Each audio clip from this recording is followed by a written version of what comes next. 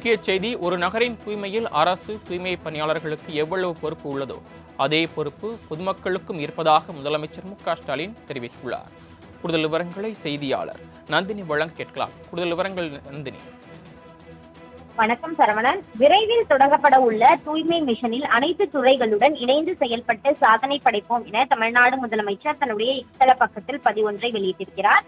இதுகுறித்து பதிவிட்டுள்ள முதலமைச்சர், ஒரு நகரின் தூய்மை என்பதில் அரசுக்கும் தூய்மை பணியாளர்களுக்கும் எவ்வளவு பொறுப்பு உள்ளதோ அதே அளவு பொறுப்பு பொதுமக்களாகிய நமக்கும் உள்ளது எனவும், யாரோ சுத்தம் செய்கிறார்கள், யாரோ அள்ளுகிறார்கள், யாரோ தரம் பிரிக்கிறார்கள் என்ற மானாவாரியாக குப்பைகளை, பிளாஸ்டிக்கை வீசினால் அது மீண்டும் நம்மையே ஏதோ ஒரு வழியில் வந்தடையும் எனவும் குறிப்பிட்டிருக்கிறார்.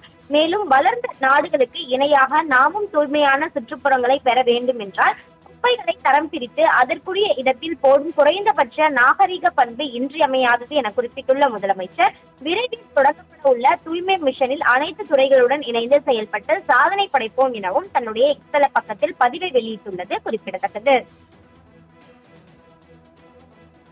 தாங்கள் வழங்கிய தகவல்களுக்கு நன்றி நந்தினி.